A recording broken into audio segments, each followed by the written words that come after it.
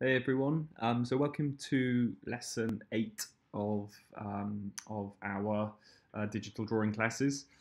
So this week we will be looking at the first of our Adobe pieces of software. So previously we've looked at AutoCAD and SketchUp, so that's 2D and 3D CAD. And now we'll be looking at some presentation pieces of software. So you can see here that we've got lesson 8 InDesign. We're going to look at how to create some portfolios.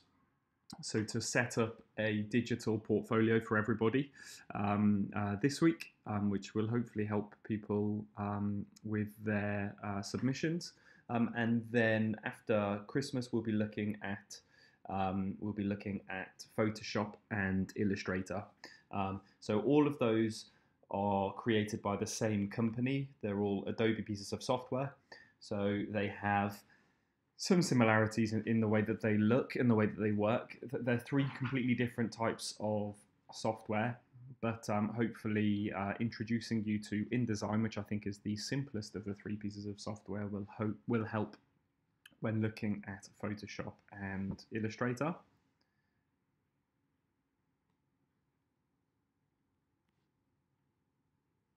So we're going to start by opening InDesign, Adobe InDesign. So in order to get InDesign, you'll have to download Adobe InDesign. You can either get it on something called Creative Cloud, which is where you access the softwares. It's up here in the top of my screen. You access the softwares. You have to pay for a subscription. There is a student reduced cost, and I know that the school has also purchased a number of licenses for Creative Cloud. But when you get into InDesign, then the initial page will look a bit like this. Will look like this minus all of these things down here, which are things that I've been doing for practice. So yours may be empty. The first thing that we want to do is we want to create a new document. So you can either go up to the top left-hand part of the screen here and create new, or you can go to File, New, and then Document. I'm going to go Create New here. And this is really important because it's difficult to change this when you set up your file. It's difficult to change the kind of fundamental size of it. So this is where you have to think about the size of your portfolio before even having set one up. So I would say that the most common size of portfolio that we have seen generally is A2 landscape.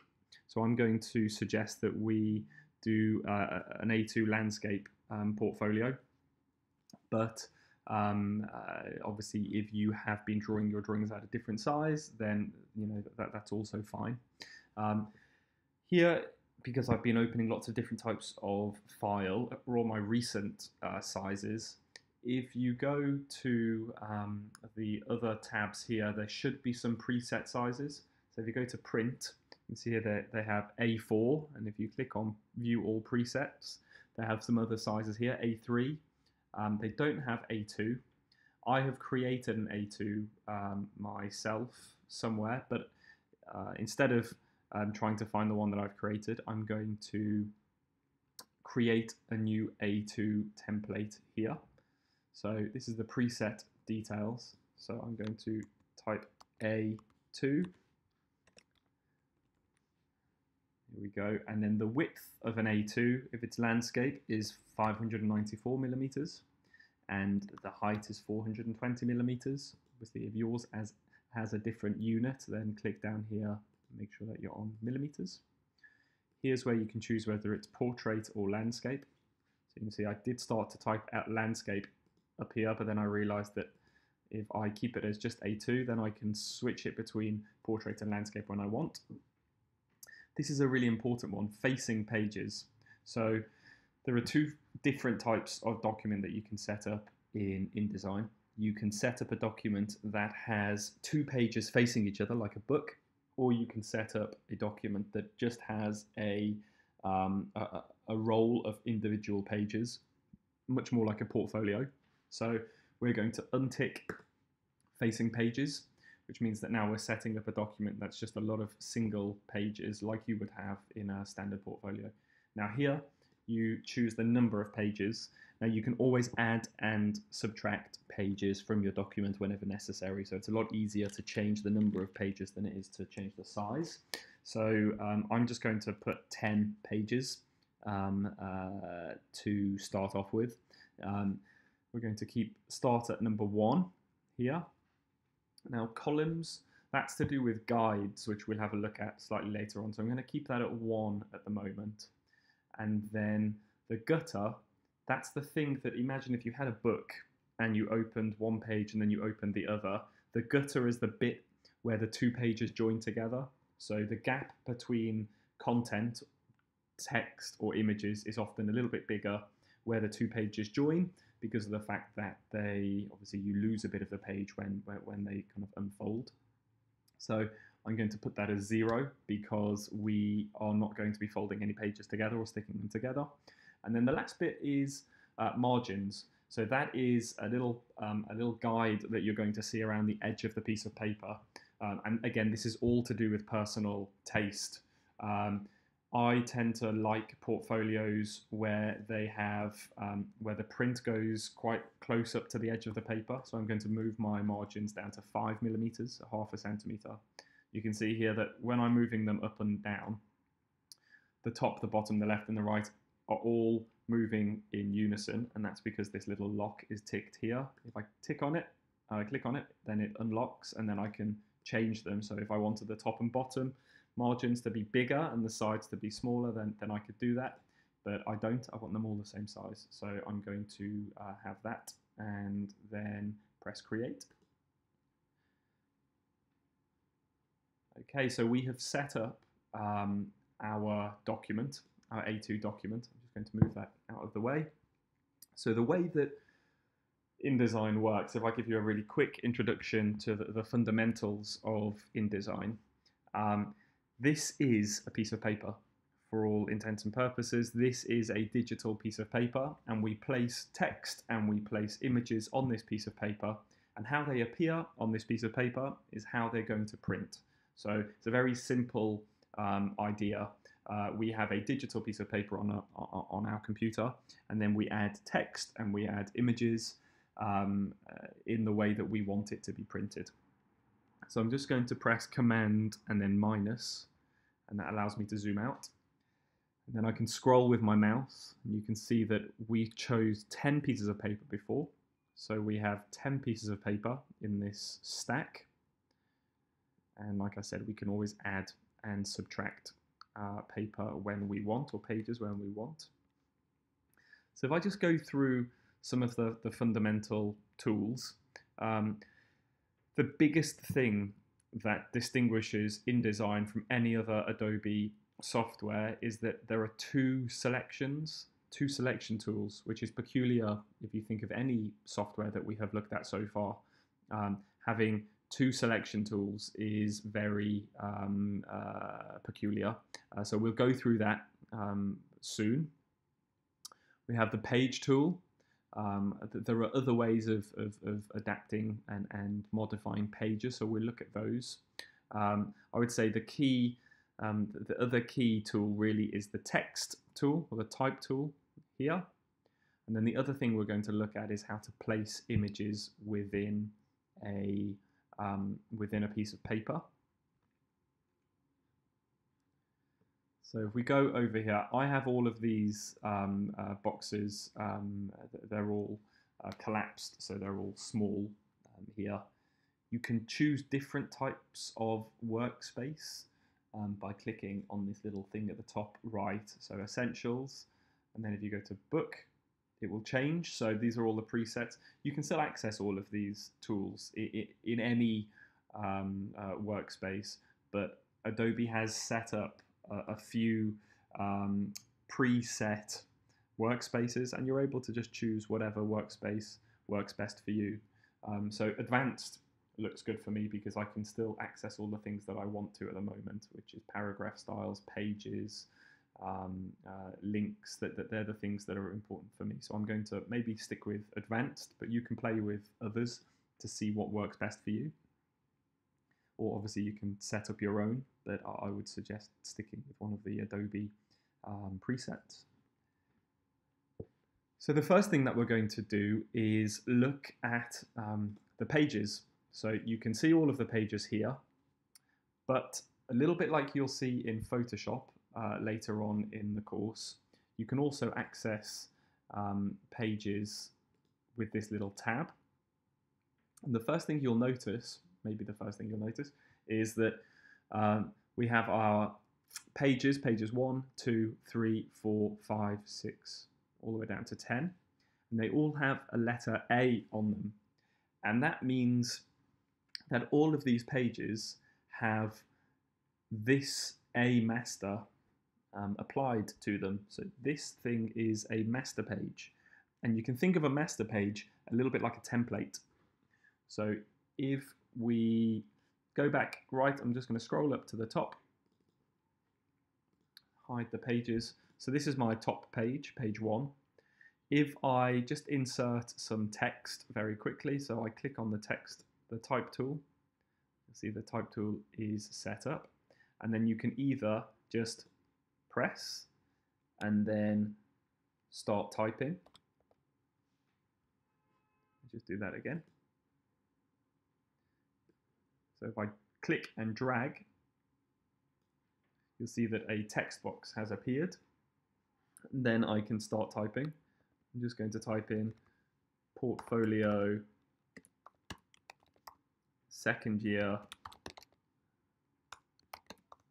architecture, BA. And then you can see that those words have appeared at the top. If I click on the type tool and then highlight them, you should be able to see all of the properties of the text at the top. So you can see that the font is Mini and Pro. You can click down and change that. I'm going to change it to Helvetica Neue Thin. You can change the size. So obviously this is an A2 piece of paper, so this is a big piece of paper. So we don't necessarily want huge text, but I'm going to make it 18. I'm going to highlight it again. It's thin at the moment, but I have lots of other types of Helvetica Neue font on my computer. So we're going to go thin again because I thought that was good. And then you can see here that there are things. Sorry if I just highlight that. There are other options here, so you can strike through words, you can underline words, you can make a word a subscript or a letter a subscript. For example, if you wanted to type meters squared, then you could obviously write M and then 2 and then highlight the 2 and click on superscript. You can change the, if we change here, you can change the kerning. So this is the gap between the letters. So make the letters really nice and distant, or you can play with them until you're happy with the distancing between the letters. And obviously you can change things like, if you change the angle, then you can make your own italicized text.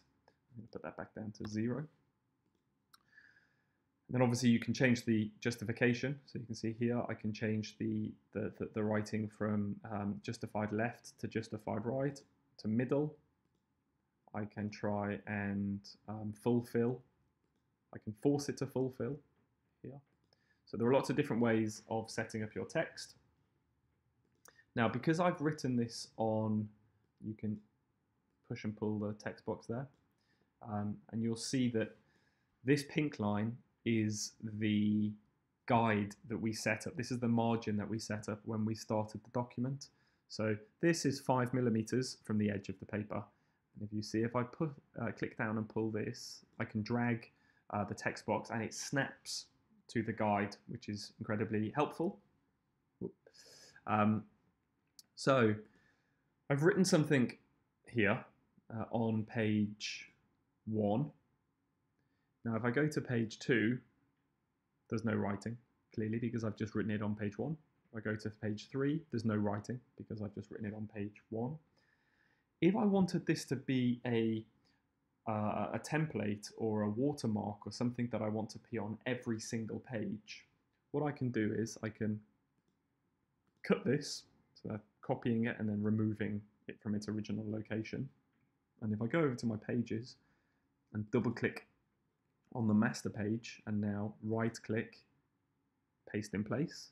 So right click on the mouse and then paste in place. So it's copied the same thing here, but now if I go on any page, this has appeared. And look, I can't click onto it. That's because I have turned all of these pages by adapting this. I've made a template and I've said that I want every single page to say Portfolio, Second Year, Architecture BA. So by adapting the master page, you can make changes. You can almost create a template for every single page. This is quite good if you want to put your name on the portfolio, or if you want to put some sort of description on the portfolio, or page numbers on the portfolio, which I'll show you how to do slightly later on. Do it all with the master. You can right click and create, so you can duplicate the master page and create different pages. So you could have a master page with a template for text, and then you could have a master page with a template for images, for example, and you could apply them separately to the portfolio. But they're very useful when creating a template, and you access it by double clicking on the master page. Now, what I'm going to do is I'm going to show you how to use guides as something to help set up some sort of uniformity within your InDesign document. So if I just click on R, the letter R in my keyboard,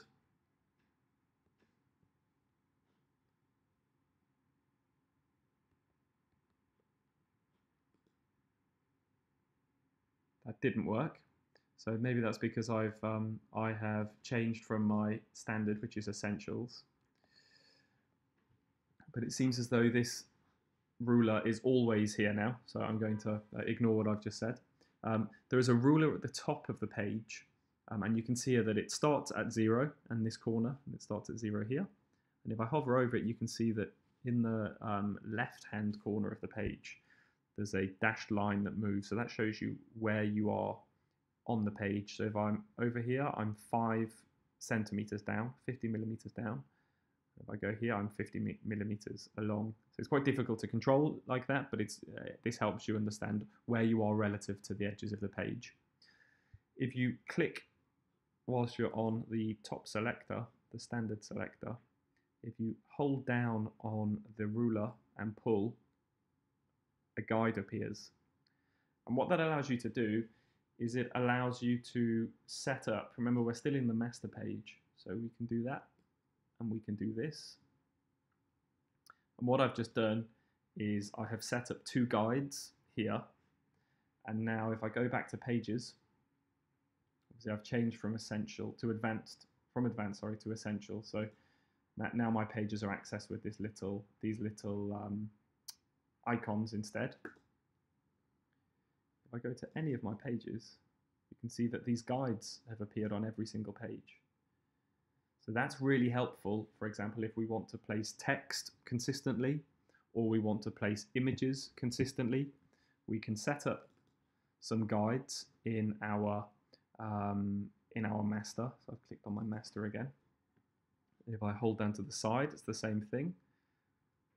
So I'm going to put a guide there, and I'm going to also put a guide here. Now, if I click on any of these pages, you can see that we have the same guides. They've appeared everywhere because I've placed them on the master. They've appeared on every single page. And now when we're placing text, we go to page 1. I'm going to click on the type tool, hover over the corner, and then hold down and pull. Keep holding down, and then let go. And the text box snapped to these guides. and now I am able to start typing, and you can see the text in the text box. You can see here I could carry on typing and typing, and this box would fill up. On the next page, I could place an image at the same size. So you can see that I'm starting to be able to get some consistency in my portfolio, which I think is what you want when you're setting up a professional looking portfolio. So if we stick with text, what I'm going to do is I'm going to go and get some Lorem Ipsum, which is something that graphic designers and writers use in order to fill a blank. So you may have seen this all before, but this is Lorem Ipsum, and if I just copy and paste that, it's a space filler in terms of words. So I'm going to click on my type tool, drag across because I've created a type box, and then Control V. Oops, sorry, pressed the wrong thing. Control V. So that is my Lorem Ipsum.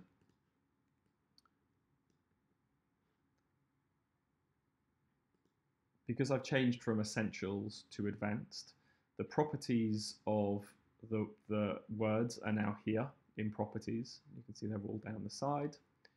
Or if you don't like the look of this interface, then you can always go back to advanced. And now when I highlight the words, all of the properties appear at the top, which seems like quite a nice, easy, user-friendly way of setting up this document. So now that I've highlighted it, I can choose the font, the typeface. So I'm going to choose Helvetica Neue again, and I'm going to choose Helvetica Neue Light here. And now you can see that I'm going to control that, cover it all by holding down and dragging, Control C, and then I'm just going to Control V and copy and paste, just so that I have a bit of text that's, that can start to fill the text box. And now you can see, if I highlight the whole text, now you can see how the different justifications work. So you can see centralized, you can see fulfill, and then the bottom line isn't fulfilled. You can see fulfilled and the bottom line is centralized. You can see the option where they're all fulfilled, so that all of the words are dragged so that they fill the text box that you have created. It's all about personal taste, but I personally think that something like this, or even a fulfill with the bottom line not stretched, looks good. And then I'm just going to increase the size of the font. You see, every time I increase the typeface size, the box underneath grows, and that's because the gap between the lines is auto. So you can see as I go 26, it grows with the same size. I'm going to make this so big that it goes over the edge of the text box, just so that I can show you how to use something. So you can see here that now, because the words have, there are too many words for the size of this text box and for the size of the typeface, there's a little tiny red arrow that has a red cross that has appeared here in the corner, in the bottom right hand corner. That tells you that text has gone out of the box and has gone onto another box. So what you can do is, if we're on page 1 and we go down to page 2, we can create another text box. So just click on the type tool, hover over the guide, click down and then drag, and then click out. But you can see here, as we hover over, there's still a text box there. What you can now do is go back up to the text box that is oversized, click on it, hover over the little red cross, click again, and you'll see that these little words appear. And then if you hover over and click, what we've done is we've connected this box to this box. So if we start to type here, you'll see that the words flow over and they start to fill the box below.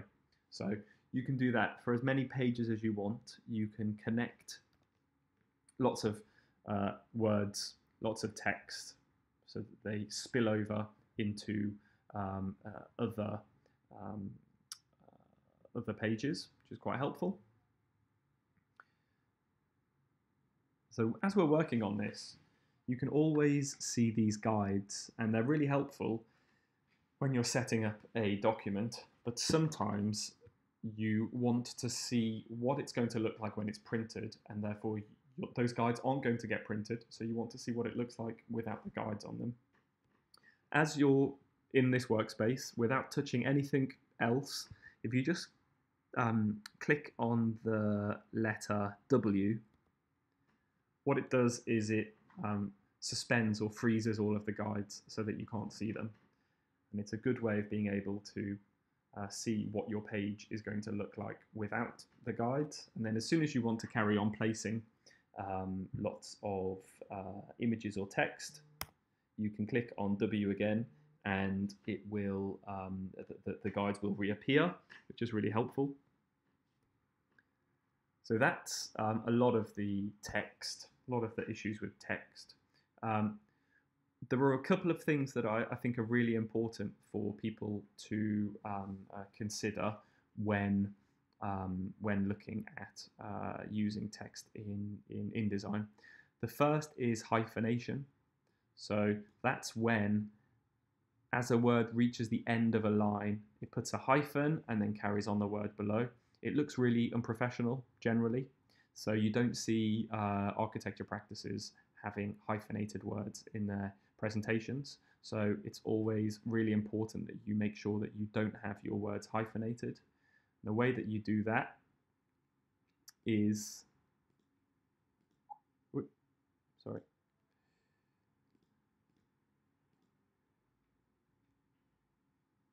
I'm going to have to go to my essentials, just so I know where to find it. Properties. That's a little cube with the little boxes on it. So I've gone to essentials and then clicked on properties. You can also go and find the different windows, for example, window properties here. This is another way of being able to find it. But I'm going to go on properties, and then if you scroll down, see here it says hyphenate. So at the bottom, just untick hyphenate. You can see what's happened when I've ticked it. It started to hyphenate words like this. They don't make much sense to us because it's in Latin, but if I untick, it stops the hyphenation, and that's really important. What I'm going to do now is I'm just going to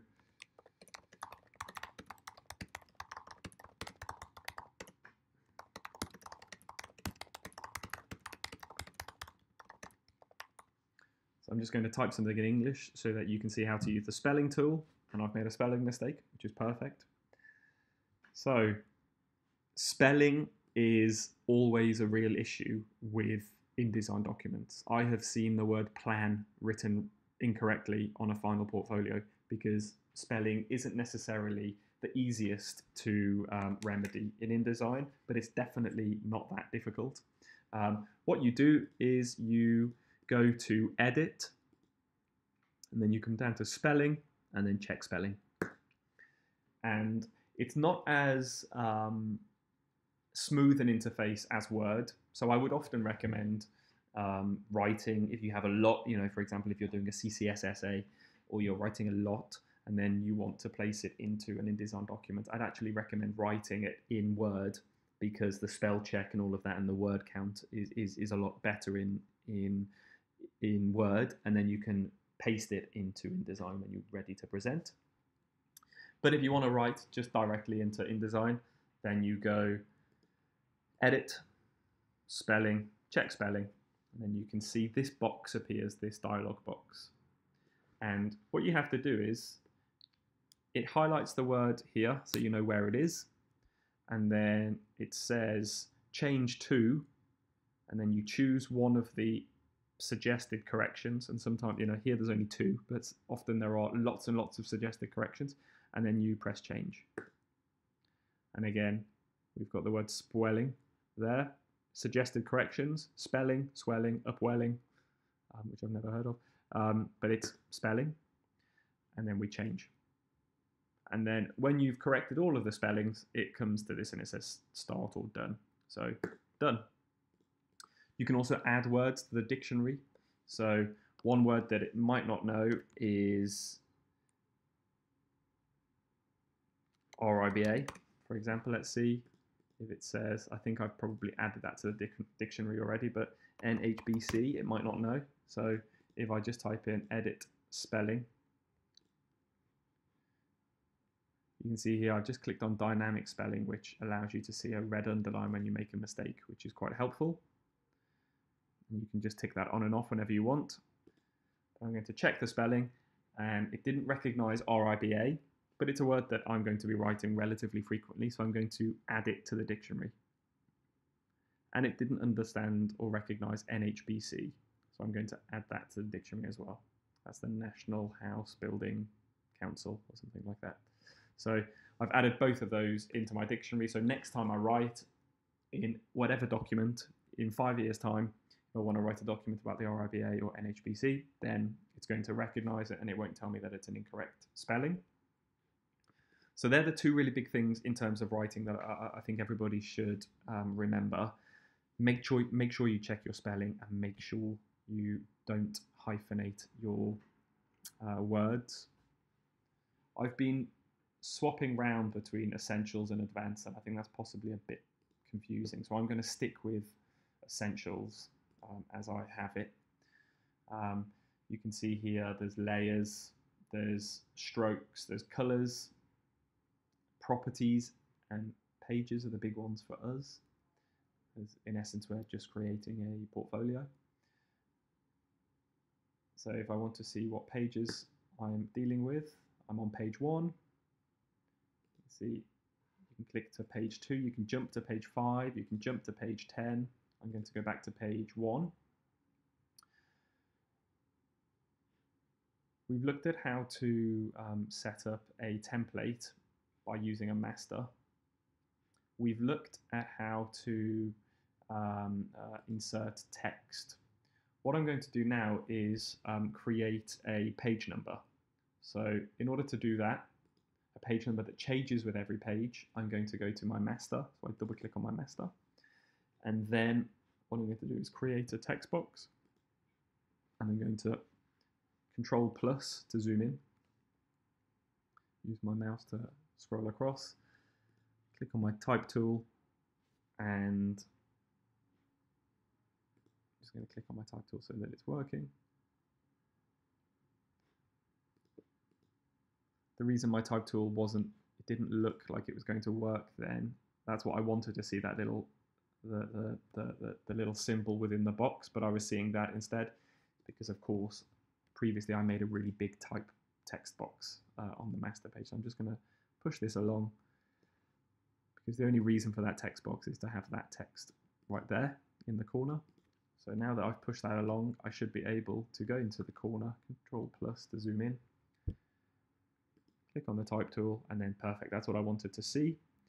And I'm going to just do that. Okay, so now that I've created my second type box, I'm going to type in the letter A. I'm going to go to Properties, which is here.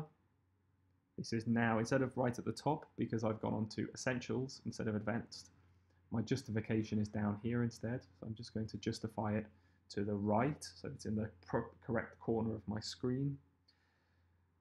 And then what I'm going to do is I'm going to go to Edit, Type, Insert Special Character. And then if you see here symbols, you can, so you have symbols, you see all of the different options here. You can see markers, so current page number, next page number, previous page number. You can insert special, so an M dash is a type of hyphen. Quotation marks, so this helps with writing. And there's lots of other characters here. The one that we want to add is the current page number. So if I click on that, what that has done is it has turned this into the current page number. So because we're on the A master, it says A, but if we now click out of the master page and go to page 1, there you go, it says page 1, and if we click on page 3, it's 3, if it's 5, it's 5, and this will always automatically update as much as you want it to. So if you add a page here, then it will automatically rejiggle all of the numbers and always be correct.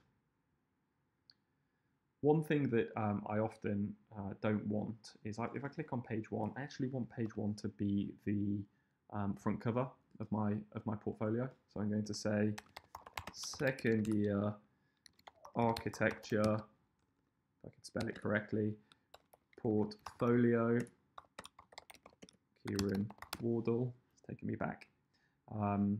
That's what I want the first page to be. And actually, I don't want this to say page 1 on it. Just going to right click. See if I can.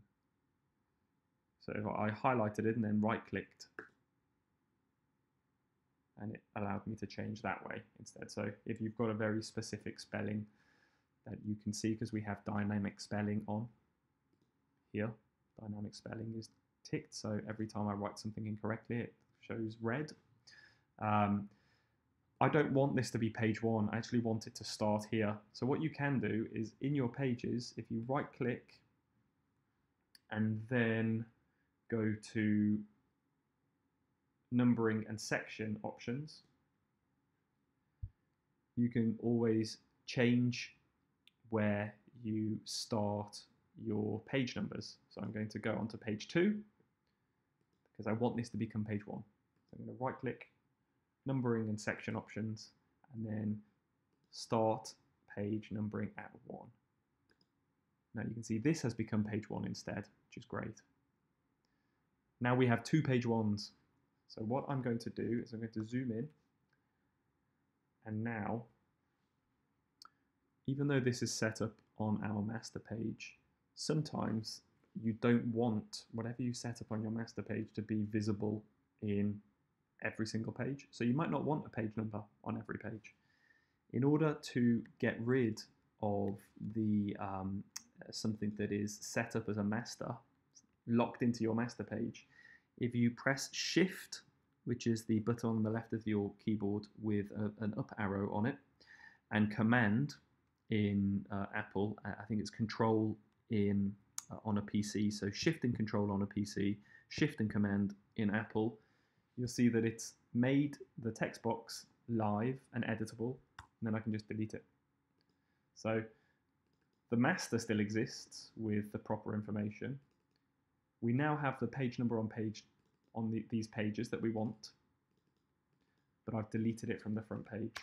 So that's particularly useful if you want to create a front cover and then you want the page numbers to start after page 2 or 3 or 4. I'm just going to type W just to see how it's looking. Brilliant.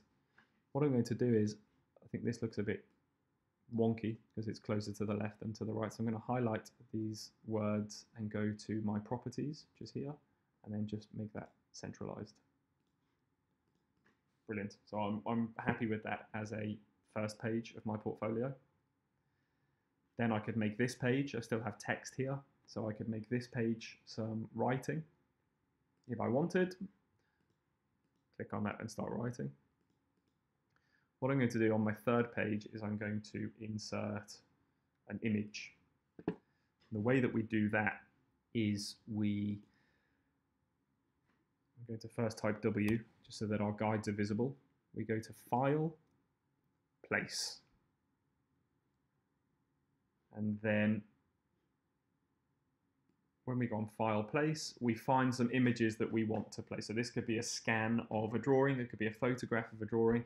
These are some, this is some precedent research that I've done. So I'm going to just put one of these in instead. This is a great building by David Cohn Architects. So I'm going to click on it and then press open. And you can see now the image is floating on my cursor. So what I can do is I can hover onto my guide, click down and drag. And it inserts itself proportionally to the size of the image. And I'm going to pull it all the way down and it will snap to the bottom guide. So I've placed an image in my portfolio, but you can see it's gone ever so slightly outside the guides that I wanted. And this is where the two arrows come in.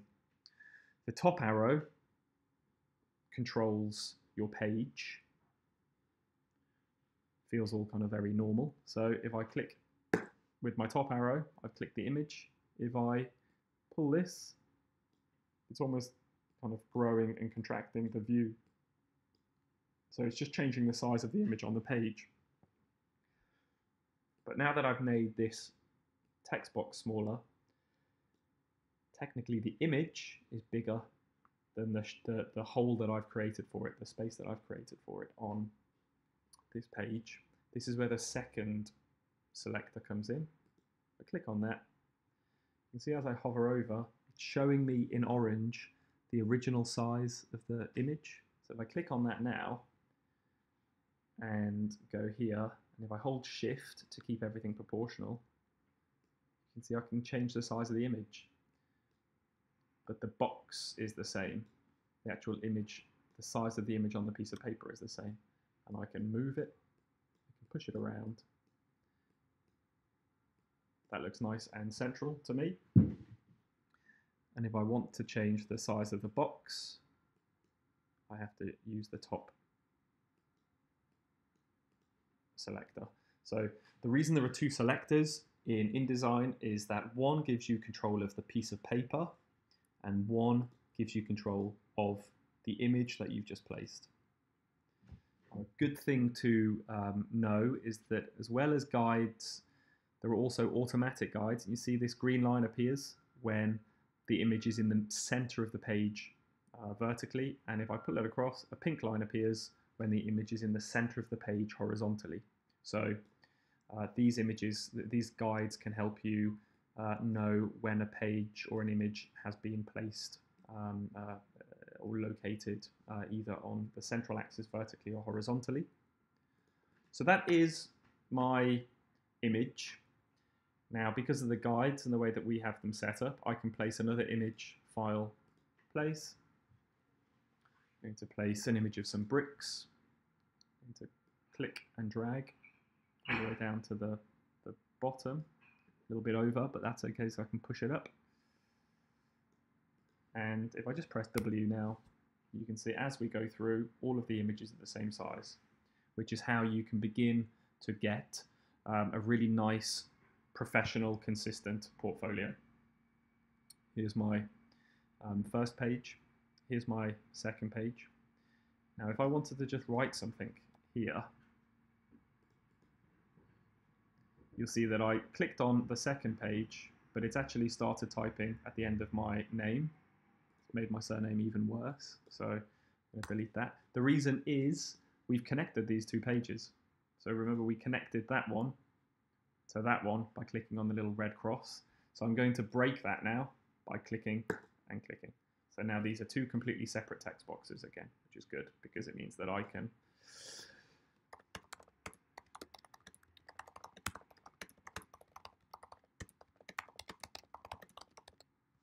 start writing about my portfolio on the second page.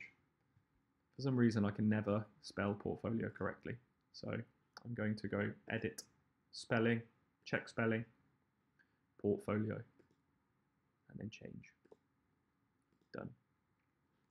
Obviously, this is very small, so I could change the size if I wanted by highlighting and then going to properties and then increasing to 18. I wouldn't really go much bigger than 18. And in fact, I think 18 is too big for an A2 portfolio. So I would say 14 is the biggest for a body text on an A2 portfolio. And then I'm going to change the typeface to Helvetica Neue light. Here we go. Type W, so now you can see what my writing is going to look like. And obviously if I wrote lots and lots, I get some Lorem Ipsum again, just so that you can see what it would start to look like with lots of text.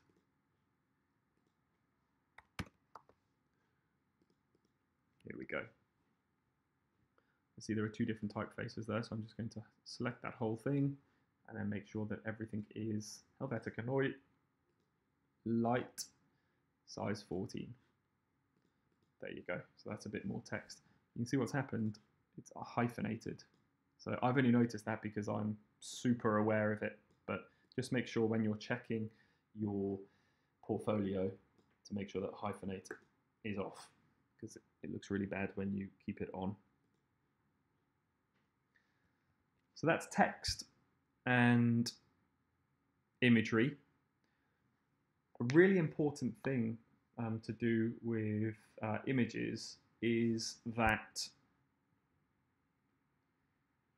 InDesign doesn't actually physically place the information on the piece of paper. This is a little bit kind of out there in the stars, but what InDesign does is, in order to keep your files quite light, it actually kind of just takes a bit of a snapshot. So this photograph remains wherever I put it on the wherever I put it on the computer, and this is just a snapshot of it.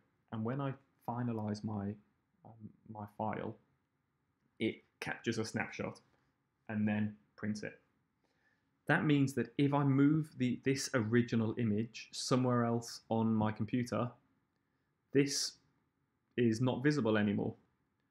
So if I just go to images, and I'm going to get an image of a brilliant David Leitch project, copy. I'm going to place it on my desktop. Here we go. Now I'm going to place this in my file. I'm just going to type W so I can see my guides again. File, place, and then I'll go to desktop. And here it is. Double click, pull over, and actually I'm going to do that instead. So I'm going to make it, it's not all the way. I need to pull it to the middle. It's snapped. That's brilliant. Now that looks great. If I then move this, so I'm going to just put this in my trash.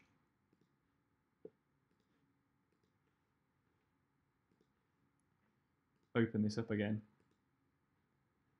Now, if I print this,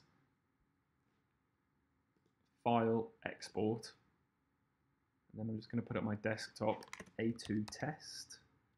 See here that it's a PDF, which is what I want, Adobe PDF print, save, and export.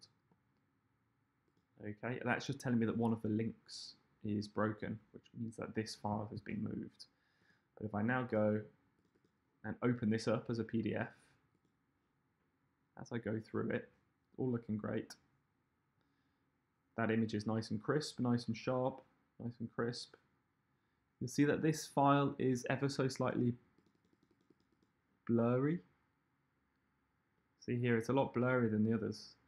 See how crisp they are. Look how crisp those images are. This image is slightly blurry, and that's because the link has gone, i.e. I have deleted, I've moved or deleted the image. It's generally because I've moved the image, which isn't very helpful. So what you have to do is you have to go to your links, and you can see here that there is there's generally either something here, you can see there's a window there, links, so I can click on that, or it's down at the bottom, it says one error, so if I click on that, double click, it's the same thing, there's one link, missing link, and it tells me what the link is on page 4. So if I click on that, it takes me to page 4, shows me what the missing link is. It's done the same here, so the window and then links. So you can see this little red thing means that there's a missing link, so double click to relink. And now I can try and find the link again. Now the problem is that it's gone from, I've deleted it by accident, so what I'm going to have to do is go back to right images, refind it, double click, and now perfect, it's fixed again. So next time, and obviously you can see here it's gone no errors. So what I tend to suggest is that when you are creating a presentation, so if I just go to any project, presentations, what I do is I always create a folder called links. So wherever you have all of your presentations, I create a folder called links, and everything that I want to put in the InDesign, I put in that link folder. And it means that it's never going to move. You can always add loads more things to it, but it means that your links aren't going to go missing. So I'd say before you submit your portfolio, an InDesign portfolio, there are probably 3 holy grail things that you need to do. First, check your spelling.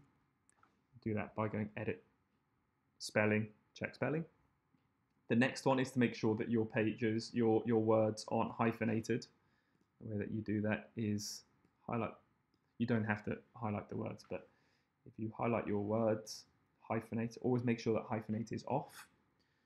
And the final thing is to check your links. So window, links, always check that everyone's happy down here. So it'll say no errors because there are no links missing. If this text went over like it did before, if it's too big and there's not enough space for it to all fit, then an error will occur here as well. And that just tells you to create more space for your text. So you might have to add a page and create a bit more space for some text. So talking of adding pages, there are a few ways of adding pages. You can either click on the page that you want to start with and then go to Layout, Pages, Add Page. That's a really simple way of adding a page. And you see now I've got a new page 2 and page 1 has been pushed down. That stayed at 1 because of the numbering system that we created. But if I do it here, click, right click, click on the page just so that InDesign knows that we're on this page. Layout, Pages, Add Page. See now there's a new page 3, and then the original page 3 is being pushed down to page 4, and so on. Or if you want to add a lot of pages, you can go Layout, Pages, Insert Pages, and you can insert 10 pages after page 10. Okay, and that will be a master. So now I've gone from 10 pages to 20 pages. So if you want to add lots of pages at once, then you can go to Layout, Pages, Insert Pages. If you just want to add a single page, then you can just go Layout, Page, Add Page. There.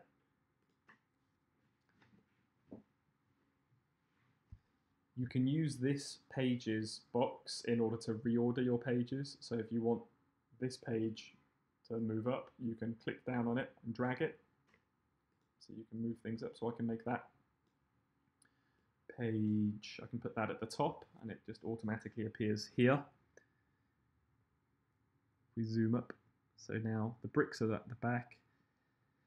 The David Cohn project is on page 3, and then the David Leach project is here. So you can reorder your pages. Now I'm going to put the words after the David Leach page. So now you can see, here we go. Now the writing is after the David Leach. So you can continually play with the order of the pages there.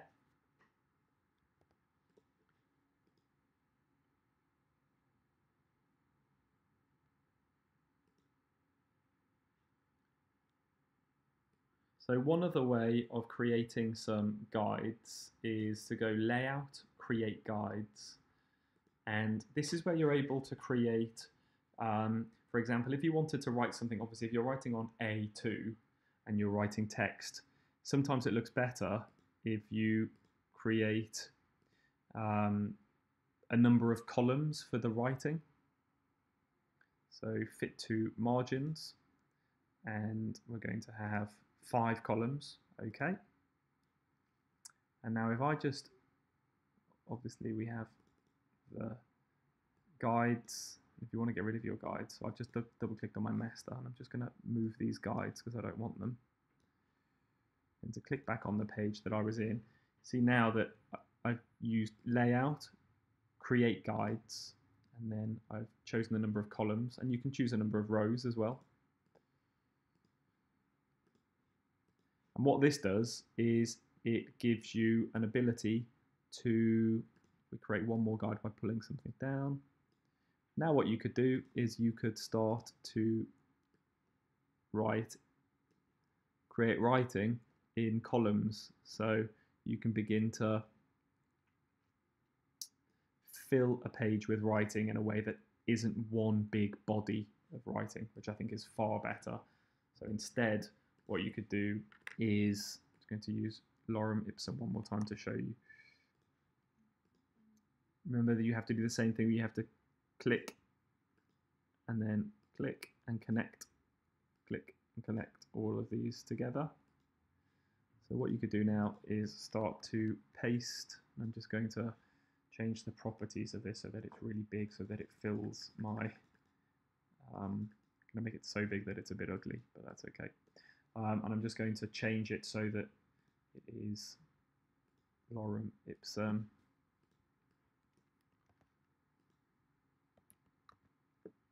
You can see what's happened now is it's starting to fill the page with nice columns. And if I just type W so that you don't see the guides, it's a much better way of filling a page. Now, we did it on this page here, just like a standard page. But obviously, if there's anything you know from before, if you click on the master and then set out your guides, so layout, create guides, you can have 5 columns and no rows in the margins. Created them on the master, and now because I've created them on the master, they're visible on every single page. And actually what I find is that if you create something like this, the industry kind of standard is 12, I think, across, because it's easily divisible by a lot of numbers. But if you create something like this on your master page with a number of columns with a nice gap, so I created 5 columns and then a 5mm gap in between. It means that here you can make everything fit in the same way as we did previously. But now we have an ability to make sure that our writing on one page is in these nice columns, and then our images on other pages are also aligned with these columns. So you're starting to get a lot of consistency between the pages, which is obviously what you're able to do in InDesign, which you're not able to do in in Photoshop, for example, or by sticking your work on. So that's master pages, numbering, adding and subtracting pages. Obviously you can just delete down here, so you can delete as many pages as you want. Creating text boxes and manipulating the text here by choosing the justification and the size of the text. We have placed images, and we've made sure that we have checked our links before we export a PDF. We have played with the 2 types of selector, really important. Maybe one thing that we haven't done yet is change color. So everything's black and white at the moment. But for me, if I go to this color swatch here, and then you're obviously able to change the opacity here, so you can make it gray. Or if you click on these little lines, you go to CMYK or RGB. So it depends if it's going to be printed, then CMYK is better.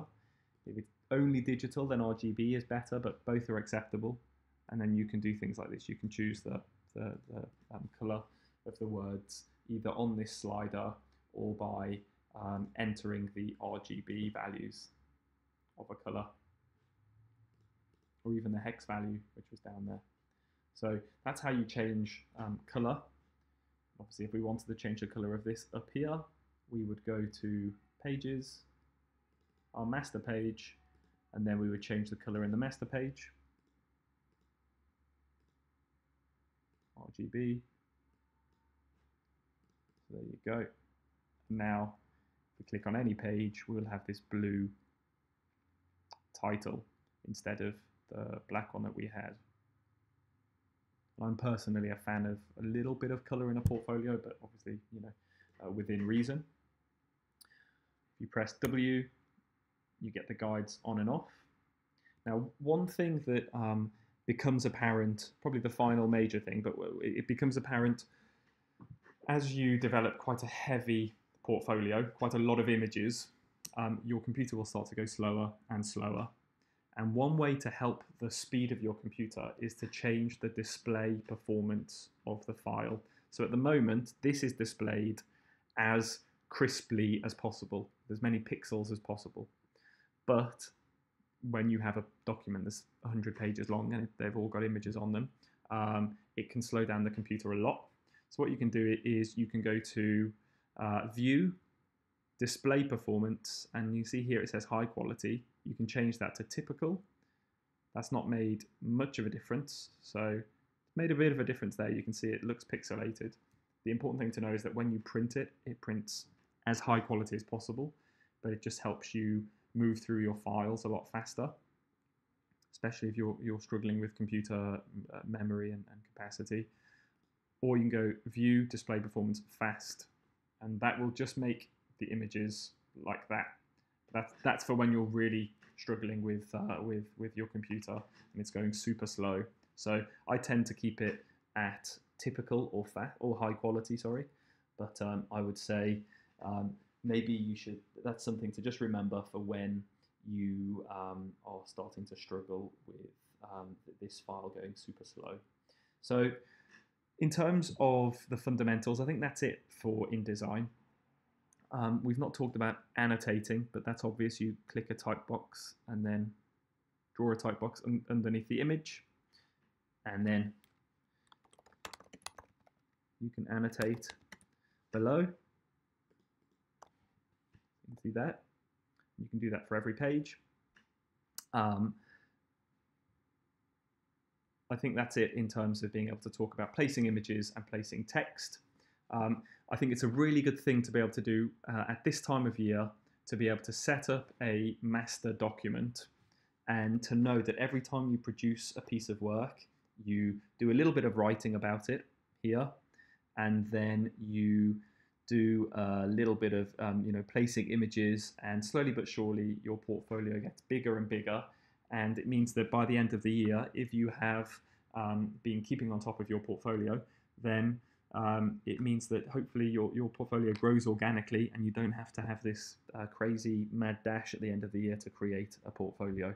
And it means that you're able to see how your work is developing and how your portfolio is developing immediately, instead of things being hidden away on files all over your computer. So it's definitely something that I would recommend, and it's obviously a piece of software that I think is fundamental for being an architect and an architecture student. I know that some people have used PowerPoint or Pages instead of InDesign, but I think that InDesign is by far the best one. And then the final thing to look at is how to export it. So it's an easy process. You don't have to have a pro version or anything like that to create PDFs like you do with SketchUp. You just go File, Export, and then I'm going to go Test 2. You can choose the format, so you can choose lots of separate JPEGs if that helps, but I'm going to go for Adobe PDF Print, and that flattens everything but keeps it nice and crisp. Save, and then export. And that, if I go to my desktop, is my second PDF of my portfolio. And you can see here, I have my portfolio as a PDF.